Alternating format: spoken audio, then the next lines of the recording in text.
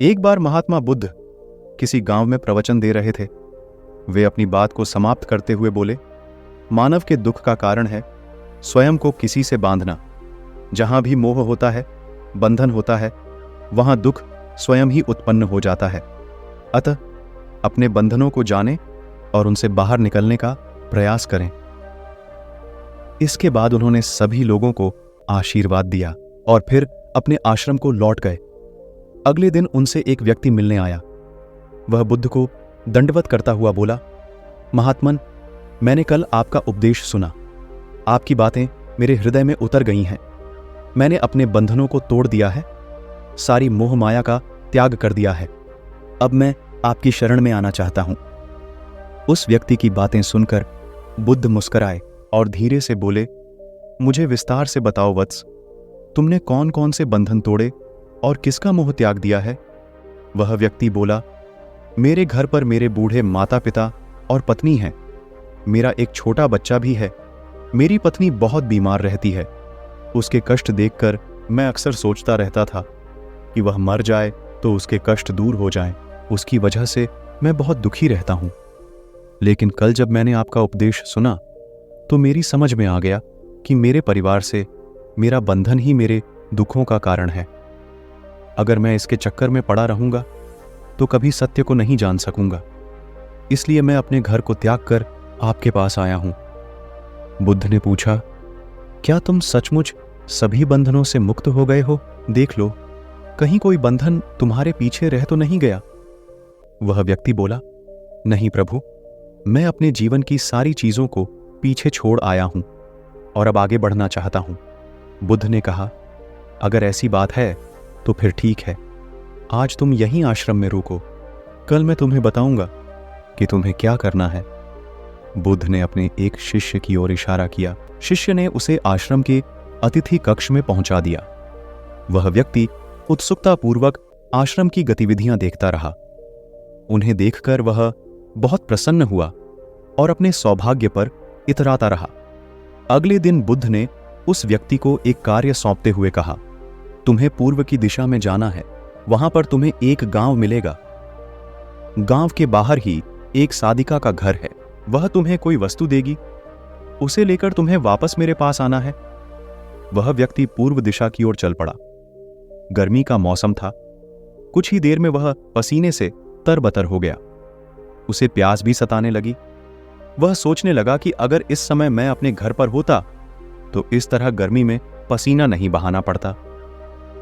कुछ दूर और चलने पर उसे भूख भी सताने लगी, पर वह एक सुनसान और बंजर रास्ता था। आसपास न तो कोई पेड़ था और न ही पोखर तालाब। वह पुण्य सोचने लगा कि अगर मैं इस समय अपने घर पर होता तो अपनी पत्नी के हाथ का बना स्वादिष्ट भोजन कर रहा होता। पता नहीं क्यों बुद्ध ने मुझे गर्मी में इतनी दूर भेज दिया। काफी देर तक चलने के बाद वह व्यक्ति गांव में जा पहुंचा। गांव के बाहर ही एक घर बना हुआ था। उसने दरवाजे के पास पहुंचकर उसे धीरे से खटखटाया।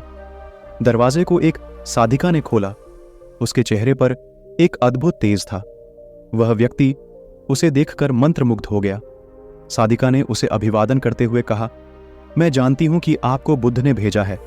आप अंदर आ जाएं। वह व्यक्ति घर के अंदर चला गया। साधिका के कहने पर उसने पानी से हाथ मुंह धोया और एक चटाई पर बैठ गया। साधिका ने उसके सामने भोजन की थाली रख दी। वह जल्दी जल्दी भोजन करने लगा। अचानक उस व्यक्ति की नजर साधिका के पैरों पर पड़ी। उसके पैर बहुत सुंदर थे। वह उन्हें देखता ही रह गया। तभी साधिका ने उसका ध्यान भंग किया। वह बोली, जिस व्यक्ति को बुद्ध के चरणों में स्थान मिल जाता है फिर उसे किसी अन्य के चरणों की आवश्यकता नहीं पड़ती।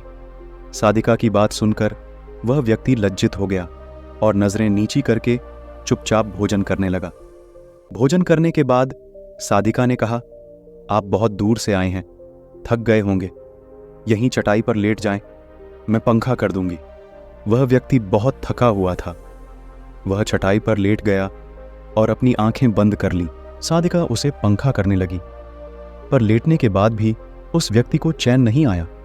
उसने धीरे से अपनी पलकों को खोला और चोर नजरों से साधिका को देखने लगा।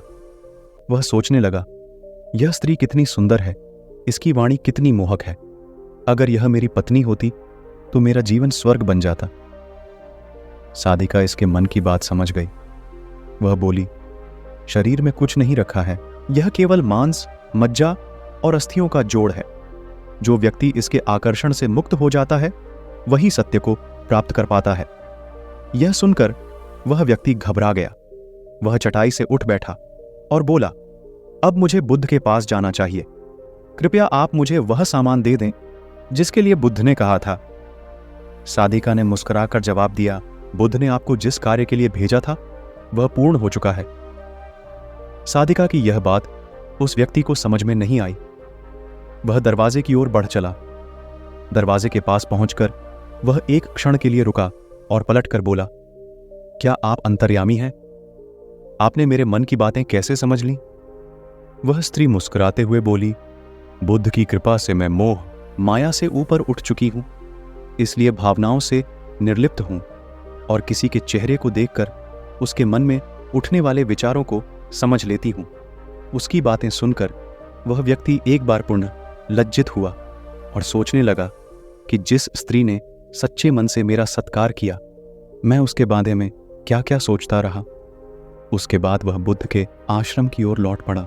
आश्रम में पहुंचकर वह व्यक्ति बुद्ध के चरणों में गिर पड़ा और बोला, महात्मन, मुझे क्षमा कर दें, मैं बड़ा पापी हूं। उसकी बात सुनकर बुद्ध मुस्कुराए और बोले, मैंने तुम्हें साधिका के पास इसीलिए भेजा था ताकि तुम अपने आप को देख सको। अब मुझे बताओ, क्या तुम सचमुच मोह और बंधन को त्याग चुके हो? वह व्यक्ति कुछ नहीं बोला। वह नजरें नीची किए चुपचाप खड़ा रहा। बुद्ध ने कहा, बाहरी बंधन और मोह को त्यागने से हम बंधन मुक्त नहीं होते। दरअसल बंधन और मोह हमारे भीतर होता है। तुमने परिवार को छोड़ दिया और सोचा कि मैं बंधन मुक्त हो गया, लेकिन जैसे ही तुम्हें अवसर मिला तुम्हारे भीतर का मोह जाग उठा और इसी वजह से आज तुम अपने आप को पापी समझ रहे हो। मुझे क्षमा कर दें प्रभु। उस व्यक्ति ने अपने हाथ जोड़ दिए। फिर वह धीरे से बोला, आप सही कह रहे हैं, मैं केवल अपनी पत्नी से पीछा छुड़ाना चाहता था। वह बहुत बीमार रहती है। 1 वर्ष से हमारे बीच संबंध भी नहीं बन पाए। मैं कुछ ज्यादा कमाता भी नहीं हूं, इसलिए मैं अपने परिवार के दायित्वों का निर्वहन भी ठीक ढंग से नहीं कर पा रहा हूं। शायद इसीलिए मैं अपने परिवार से पीछा छुड़ाना चाहता था, पर अब मैं समझ गया हूं, मेरा परिवार ही मेरा सत्य है और उसके दायित्वों का निर्वहन ही असली कर्म है। बुद्ध बोले, मैं जो कुछ भी कहता हूं वह अपने अनुभव के आधार पर कहता हूं। लोग मेरी बातों को सुनते तो हैं, पर वे अपने स्वार्थ के अनुसार ही उसका अर्थ ग्रहण करते हैं।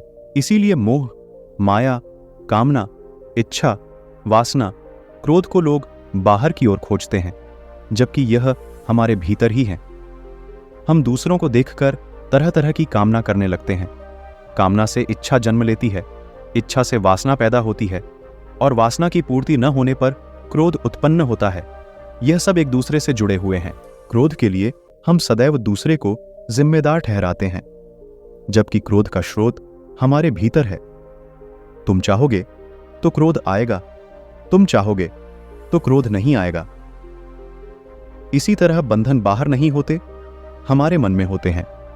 हम मन से ही किसी से बंध जाते हैं और मन के कारण ही हम दुख पाते हैं।